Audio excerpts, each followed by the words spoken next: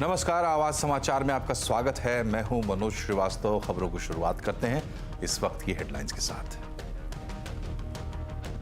PM पद को लेकर भी सब मुंगेरी लाल को भी पीछे छोड़ रहे हैं। पीएम पद को लेकर इंडिया गठबंधन के सपने मुंगेरी लाल जैसे। पीएम मोदी ने कहा, राहुल की बात होने से टूटा अखिलेश का दिल। आज शाम मुंबई में प्रधानमंत्री की रैली।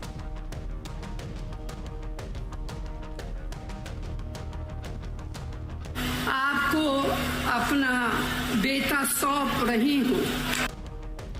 रायबरेली की रैली में राहुल को लेकर सोनिया की भावुक अपील। कहा, जनता को राहुल नहीं करेंगे निराश। इंदिरा गांधी का भी किया जिक्र। राहुल बोले, रायबरेली में विकास की रफ्तार होगी तेज। भारतीय जनता पार्टी द्वारा लगाए गए झूठे केसों से वो तिहाड़ जेल से बाहर आए हैं, तब से भारतीय जनता पार्टी बौखलाई हुई है। स्वाति मालीवाल से मारपीट मामले पर आप नेता आतिशी की सफाई। घटना को बताया बीजेपी की साजिश। कहा, वीडियो में चोट के सबूत नहीं। केजरीवाल के पीए विभव के खिलाफ एफआईआर दर्ज। अब शराब घोटाले में आम आदमी पार्टी की बढ़ेगी मुश्किलें। ईडी ने आप और केजरीवाल के खिलाफ दाखिल की चार्जशीट। बाजार में उतार चढ़ाव के बाद निचले स्तर से रिकवरी। मिड कैप इंडेक्स करीब 1% चढ़ा। सेंसेक्स 250, निफ्टी 60 पॉइंट चढ़कर बंद। कल सुबह स्पेशल ट्रेडिंग सेशन। आवाज पर देखिए 8:30 बजे से लाइव। सीआईआई के एनुअल समिट में वित्त मंत्री का ऐलान। भारत बनेगा मैन्युफैक्चरिंग हब। विदेश मंत्री जयशंकर बोले, दुनिया मानती है भारत को भविष्य का लीडर।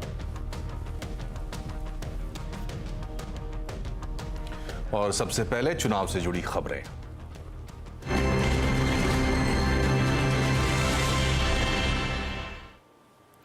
रायबरेली की रैली में आज सोनिया गांधी काफी भावुक नजर आई। रायबरेली से अपना रिश्ते को याद करते हुए उन्होंने कहा कि इंदिरा गांधी का भी उन्होंने जिक्र किया और राहुल के बारे में कहा कि राहुल रायबरेली की जनता को निराश नहीं करेंगे। आपको अपना बेटा सौंप रही हूं। ऐसे आपने मुझे अपना माना, वैसे ही राहुल को अपना मान कर रखना है। राहुल आपको निराश नहीं करेंगे। और राहुल गांधी ने न्यूज 18 इंडिया से खास बातचीत में दावा किया है कि इस बार सरकार इंडी गठबंधन की ही बनेगी। अमेठी में चुनाव प्रचार कर रहे कांग्रेस के पूर्व अध्यक्ष राहुल गांधी ने खास बातचीत की हमारे संवाददाता अरुण सिंह से। कांग्रेस नेता राहुल गांधी हमारे साथ हैं। राहुल गांधी जी, अमित शाह 4 राउंड के बाद ही कह रहे हैं 272 का आंकड़ा तो पार हो गया। प्रधानमंत्री कह रहे हैं 400 में कोई दिक्कत नहीं है। आप इतना घूम रहे हैं, आपको क्या लग रहा है, संख्या क्या है? सबसे पहले 2 चीज़ें हैं। एक, मुझे नहीं लग रहा है कि उनको 180-200 से ज़्यादा मिलेगी। नरेंद्र मोदी जी प्रधानमंत्री नहीं होंगे, ये तो आप लिख के ले लीजिए मुझसे। मगर मेन जो मुद्दा है चुनाव का, ये जो इन्होंने कॉन्स्टिट्यूशन पर अटैक किया, जो इनके नेता कह रहे हैं, ओपनली कह रहे हैं कि हम कॉन्स्टिट्यूशन को बदल देंगे, फेंक देंगे। रिजर्वेशन पे जो अटैक किया, बेरोज़गारी, जो करोड़ों युवाओं को इन्होंने बेरोजगार किया। बहुत अच्छा चुनाव होगा हमारा, इंडिया की सरकार बनेगी। राहुल जी, एक सवाल बड़ा, आप कितने सालों से मैं पूछ रहा हूँ आपसे, आप एक मैनिफेस्टो लाए, इस चुनाव में सबसे ज़्यादा चर्चा उसी मैनिफेस्टो की हो रही है, लेकिन मैनिफेस्टो इम्प्लीमेंट कौन करता है? वो करता है जो प्रधानमंत्री होता है। तो आपने जब मैनिफेस्टो बनाया है तो इम्प्लीमेंट तो आप ही करेंगे। देखिए, मैनिफेस्टो बड़ी इंटरेस्टिंग बात है। मैनिफेस्टो में 2-3 बड़ी इश्यूज थी, ठीक है। महालक्ष्मी, पहली नौकरी पक्की, किसानों का कर्जा, और वो बड़ी इंटरेस्टिंग बात मैं आपको बताऊं, वो एक्चुअली भारत जोड़ो यात्रा में से आई है। वो मेरी सोच नहीं है।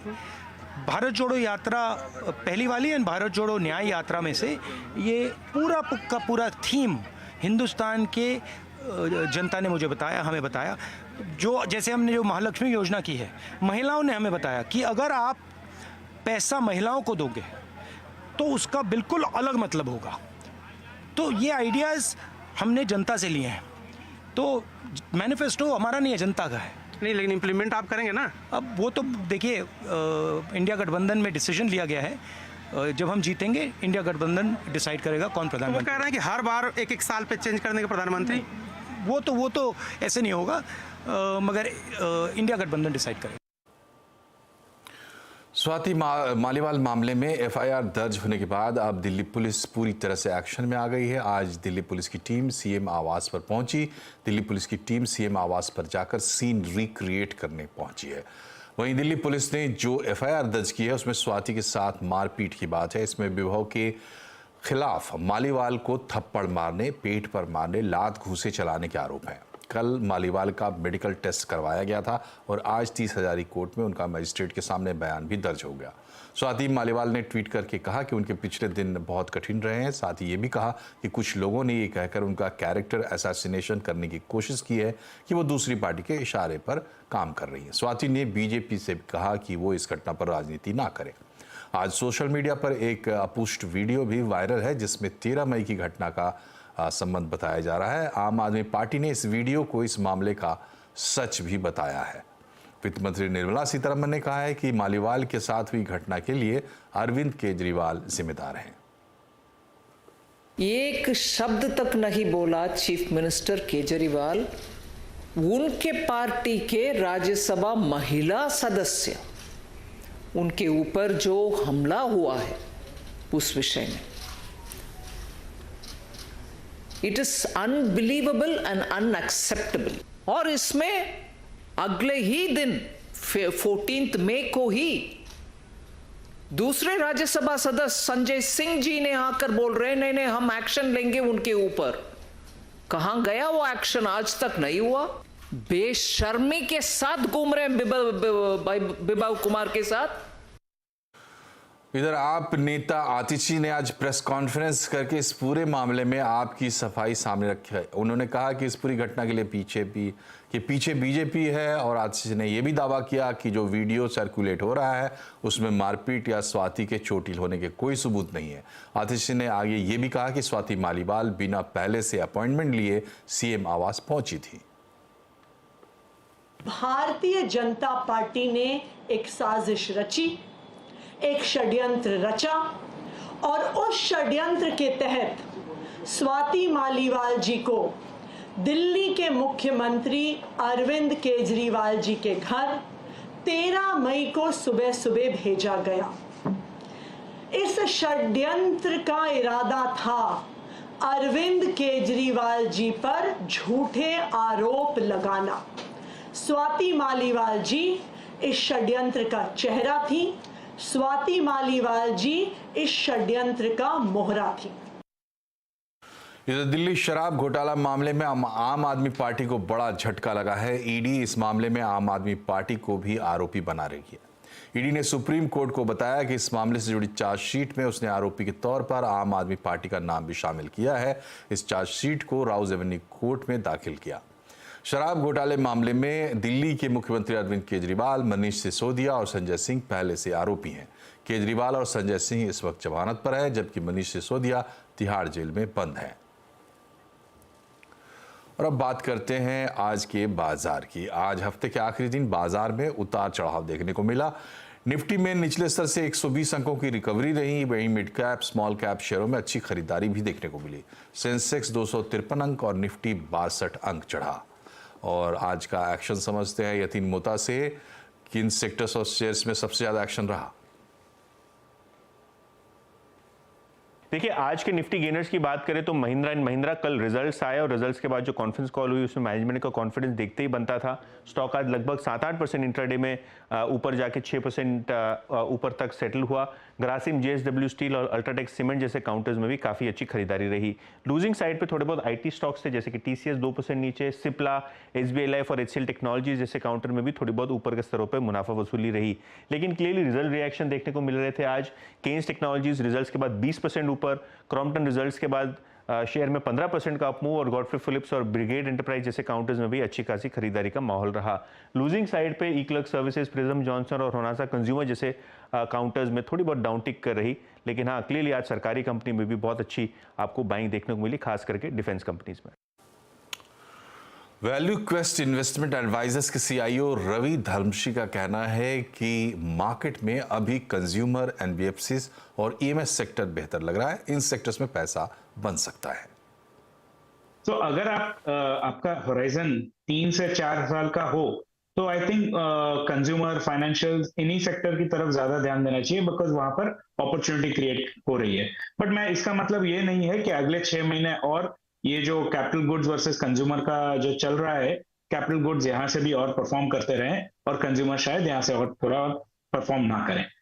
सेमीकंडक्टर असेंबली और टेस्टिंग का बिजनेस, जब हमने इन्वेस्ट किया था इस सेक्टर में, तब हम सिर्फ इलेक्ट्रॉनिक मैन्युफैक्चरिंग के पॉइंट ऑफ व्यू से देख रहे थे, पर ये एक नई अपॉर्चुनिटी क्रिएट हुई है और ये नई अपॉर्चुनिटी इलेक्ट्रॉनिक मैन्युफैक्चरिंग का यहाँ से ऑलमोस्ट प्रॉफिट्स डबल कर देगी 4-5 सालों में। So that is one new addition to the overall opportunity in this particular space.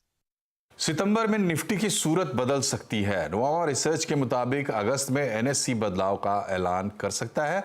किसकी हो सकती है एंट्री और कौन हो सकता है बाहर, बता रहे हैं यतिन मोता।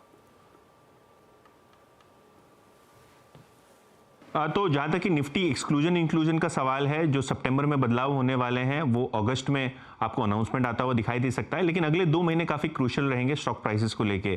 करंट परिस्थिति में नोवामा रिसर्च और आईएफएल के हिसाब से 2 स्टॉक्स इंक्लूड हो सकते हैं। उनमें टाटा ग्रुप की कंपनी ट्रेंट और भारत इलेक्ट्रॉनिक्स जो कि एक डिफेंस कंपनी है, इन दोनों का आपको निफ्टी में नाम ऐड होता हुआ दिखाई पड़ सकता है और 3000 करोड़ से ज़्यादा की बाइंग अगर ये कंपनी ऐड हुई तो यहाँ आपको बाइंग देखने को मिलेगी।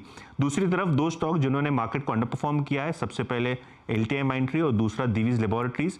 इन दोनों ही स्टॉक्स में आप देखेंगे कि एक्सक्लूजन के बहुत ज़्यादा चांसेस हैं और दोनों में लगभग 1700 से 1800 करोड़ की सेलिंग एक्सक्लूजन के चलते आ सकती है। हालांकि ये दोनों चीज़ों में एक कैविएट ज़रूर है इंक्लूजन और एक्सक्लूजन में कि अगर कोई नियम एक्सचेंज या सेबी बदल देती है तो उसका ध्यान रखना होगा। खास करके एफएनओ इंक्लूजन में अगर जियो फाइनेंशियल और जोमेटो की एंट्री हो जाती है तो ये दोनों स्टॉक्स भी निफ्टी इंक्लूजन के रेडार में आ जाएंगे।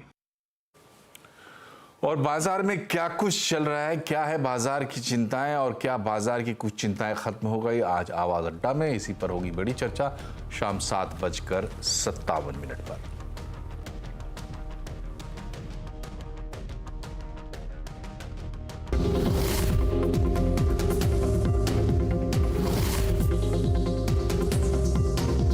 आज बिग स्टॉक्स में 3 स्टॉक्स हैं मेरे पास। सबसे पहले मैं बात करूंगा क्रॉम्पटन कंज्यूमर की। ओवरऑल इंटरनल्स है ना वो अच्छे लग रहे हैं मुझे, और सीएलएसए ने एक बुलिश व्यू लिया है और 370 का टारगेट लिया है यहाँ पर, और यहाँ पर एक गोल्डन क्रॉस भी बना है। 3-4 दिन पहले से बड़ी रैली भी आई थी। ये एक कंपनी जिसके बारे में मैं बार बार बोल रहा हूँ, ये इवेंचुअली इसका टेक ओवर होगा। दूसरा बिग स्टॉक है मेरा इन्फोएज। आई थिंक मैंने कुछ हिंट दिया था आपको जब हम आईटी स्टॉक्स की बात कर रहे थे। इसके भी नंबर्स आए। इन्फोएज पर नमूरा ने टारगेट दिया है 6750 का। और फाइनली महिंद्रा एंड महिंद्रा, हालांकि कल चल चुका है, लेकिन ये ऐसे स्टॉक्स हैं जो अगले दिन नॉर्मली कंटिन्यू करते हैं अपनी रिएक्शन को। बहुत ही शानदार नंबर्स थे कल, हमने सबने देखे महिंद्रा एंड महिंद्रा के। 3 बिग स्टॉक्स है, तीनों इस समय एफ&ओ के टॉप गेनर है। और इन्फोएज देखिए एक बार, अब इन्फोएज करीब 6% ऊपर है और महिंद्रा 7% ऊपर है, ठीक है। और क्रॉम्पटन में तो सर्किट लग ही चुका है 10% ऊपर। तो ये आज मेरे ख्याल से एक एटलीस्ट अच्छा रहा, एक जो सुबह लोगों ने पैसा बनाया होगा इन स्टॉक में।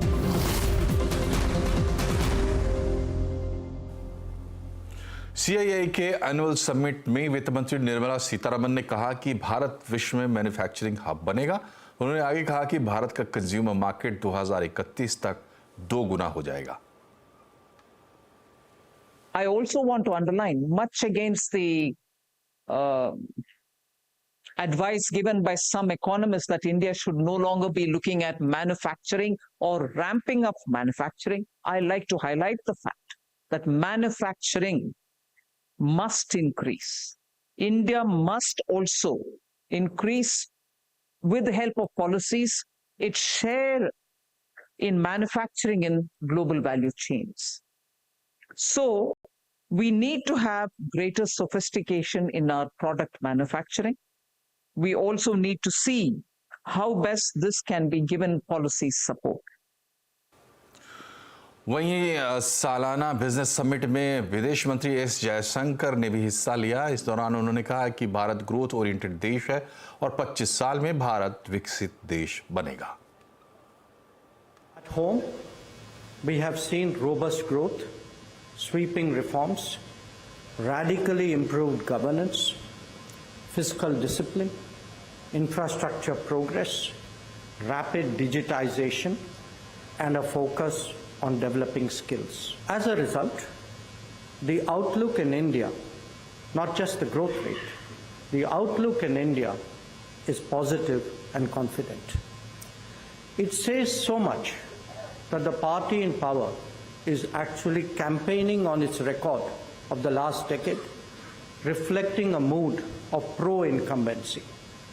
In fact, it is this foundation that allows the nation to plan ahead for the next 25 years with Viksit Bharat as our goal. Telecom regulator TRAI अनचाही कॉल्स को रोकने के लिए जल्दी ही कानून में बदलाव करेगा। इस पर ट्राई चेयरमैन अनिल कुमार लोहाटी से बात की हमारे संवाददाता असीम मनचंदा ने। तो ट्राई चेयरमैन अनचाही कॉल्स को लेकर के काफी लोगों को प्रॉब्लम आ रही है, बहुत कॉल्स आ रही है लोगों को।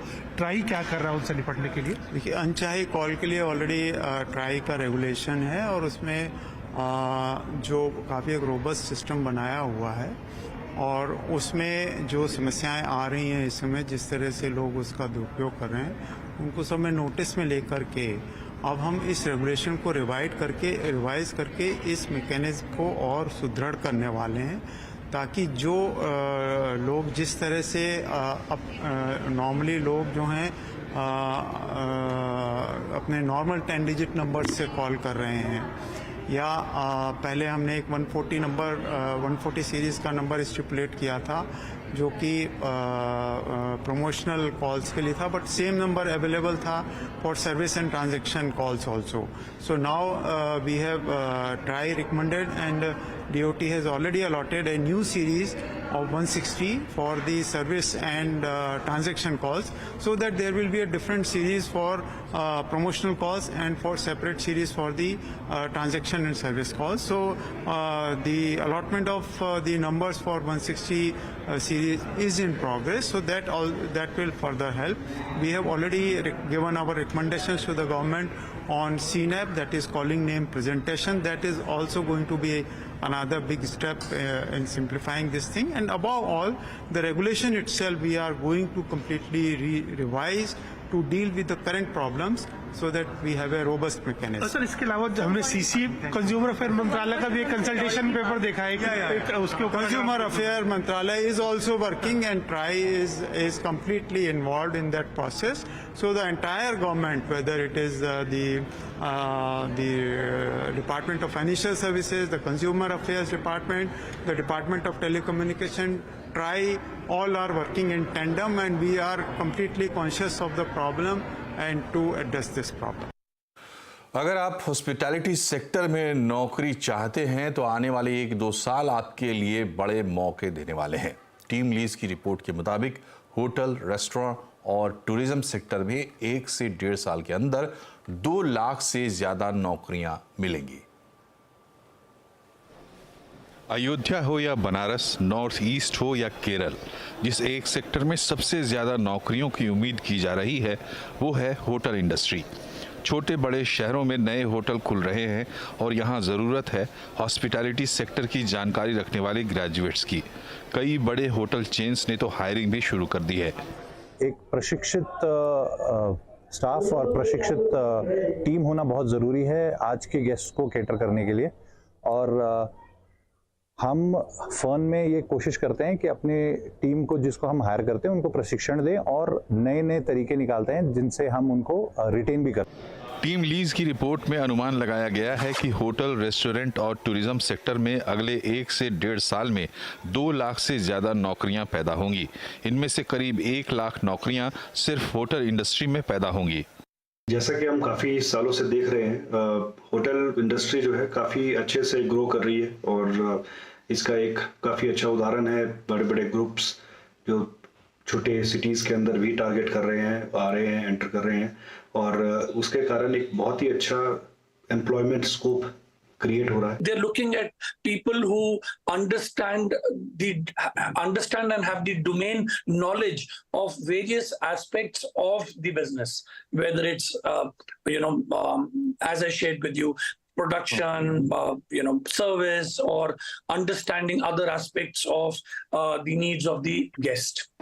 शॉर्ट टर्म नौकरियां खोजने वालों के लिए अगले 2 महीने गर्मी की छुट्टियों में हजारों मौके भी आ रहे हैं। सबसे ज्यादा मांग hotel management, event management, sales और केटरिंग का अनुभव रखने वाले लोगों की है।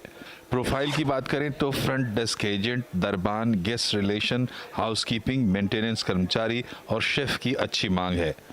अनुभव के हिसाब से आप 20,000 से 1.5 लाख रुपए तक की सैलरी पा सकते हैं। रोहन सिंह, दिल्ली। पाकिस्तान में महंगाई को लेकर हो रहे प्रदर्शनों ने हिंसक रूप ले लिया है। प्रदर्शनकारियों ने पुलिसकर्मियों को जमकर पीटा और पाकिस्तान के खिलाफ नारेबाजी की। इस दौरान प्रदर्शनकारियों ने पीओके की आज़ादी की मांग के नारे भी लगाए। इसके बाद पाकिस्तान सरकार बौखला गई है। प्रदर्शन के बाद आनन फानन में खुद शहबाज शरीफ ने मुजफ्फराबाद का दौरा किया और सूबे की सरकार के साथ मीटिंग कर मुद्दों को हल करने के लिए एक कमेटी बनाने का फैसला किया है। शहबाज शरीफ ने कहा कि उनकी सरकार पीओके की समस्याओं के लिए स्थायी समाधान खोजेगी। पश्चिम बंगाल के मालदा में एक भीषण हादसा हुआ है। गुरुवार को आकाशीय बिजली गिरने से 12 लोगों की मौत हो गई है। 2 लोग झुलस गए हैं। बंगाल की मुख्यमंत्री Mamata Banerjee social media site X पर पोस्ट करके उन्होंने संवेदना प्रकट की है। प्रशासन की तरफ से मरने वाले लोगों के परिजनों को 2-2 लाख रुपए मुआवजा देने का ऐलान भी किया गया है। और हम आपके लिए ला रहे हैं कमोडिटी गुरुकुल लाइव वेबिनार। इसमें आपको ग्लोबल दिग्गज सिखाएंगे कमोडिटी के टेक्निकल्स और बड़े ट्रेंड। आप ये भी जानेंगे कि मोमेंटम इंडिकेटर्स क्या होते हैं और कैसे इसकी स्ट्रैटेजी बनाएं। साथ ही निवेश में रिस्क मैनेजमेंट की बारीकी बताएंगे। ये भी बताएंगे कि पोर्टफोलियो में कमोडिटी को कितनी जगह दें। ऐसे सभी सवालों के जवाब प्रैक्टिकल एग्जाम्पल्स के साथ कमोडिटी गुरुकुल आपको देगा। इसके अलावा और भी बहुत कुछ सीखने का अनोखा मौका आपको मिलेगा। तो आप लॉग इन करिए www.hindi.cnbctv18.com और बनिए कमोडिटी गुरुकुल का हिस्सा।